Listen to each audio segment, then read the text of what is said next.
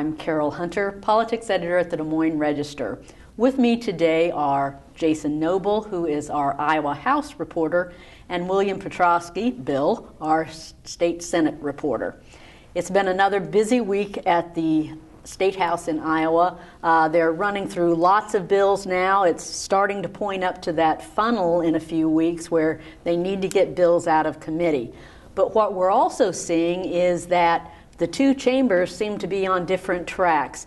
Bill, what's coming up in the Senate next week? Well, they're going to be starting work on Medicaid expansion. By some estimates, they could be adding as many as about 150,000 people to the Medicaid rules here in Iowa under the new federal health reform law. That's something that the Iowa Senate Democrats want to do, something that the Iowa House Republicans have no interest in doing, but the Iowa Democrats are moving forward with it. They're also moving forward on additional state aid to education for the 2014-2015 school year. They've already approved it for the coming school year. And on Medicaid, the House Republicans are kind of following Governor Branstad's lead. What are his objections? Well, basically what he's saying is that he doesn't know what the future will hold, especially because of the federal budget situation. While the federal government is promising that at least for the first 3 years that they're going to cover 100% of Iowa's additional costs, he's saying that, hey, look, many things in the federal budget really aren't settled, and he'd be very hesitant to move forward and then find that the state is all of a sudden saddled with huge additional costs for Medicaid, which is a very significant component of the state's budget. Over in the House, they're sort of on their own track too with the tax credit bill, right, Jason? That's right. We saw that move forward this past week, and I think we can expect to see it brought up again next week. That's the income tax credit that would use the state's large surplus and turn that back to taxpayers in a credit on their taxes worth about $375 a person. Okay. Some protesters showed up, some members of Iowa Citizens for Community Improvement. That's right. At the subcommittee hearing this week, there was a lot of people there from CCI, from other groups, speaking out against the proposal, saying that it was better for the state to invest that money in environmental programs, education programs, the services that the state provides. And their argument was, taxpayers don't need this money back. They don't see it as an overpayment, that the way the Republicans have been describing it, and they're saying, invest this in the programs that you provide to Iowans. One thing both chambers are dealing with is House and Senate education policy and funding. We started to see some objections to Governor Branstad's education reform proposals.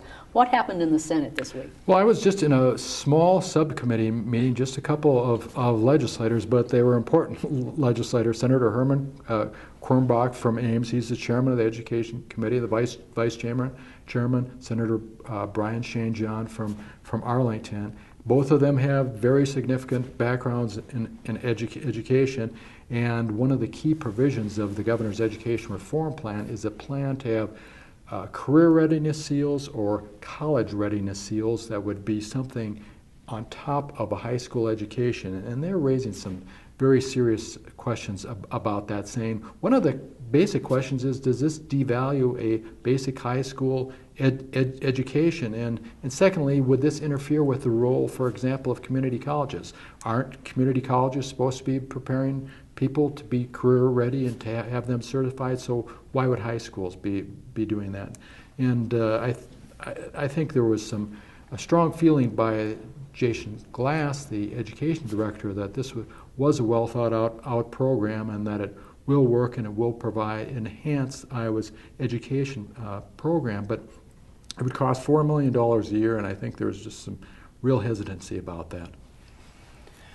You're seeing some of that hesitancy in the Iowa House as well. The House has held 4 subcommittee hearings now on the education reform package and has moved it out of that subcommittee, and it'll be before the full education committee next week. We heard some of those same concerns about the diploma seals. There's also been some questions raised about the largest part of the proposal, which is the career pathways. It's a $150 million over several years program to create kind of new mentoring and leadership opportunities for teachers even as they continue to teach in the classroom. We heard from Democrats in particular saying that might be repetitive, kind of going over the same ground of a program that was introduced more than 10 years ago and never fully funded. Some questions from school administrators about how that would affect their budgets and the way that they kind of manage their schools at the local level. So there's still questions even on the House side, although with Republican control, I think you can expect the education reform to move more smoothly there than it might in the Senate. Well, that's it this week for Capitol Insider. Please always go to our website for updates, DesMoinesRegister.com/politics. Thank you.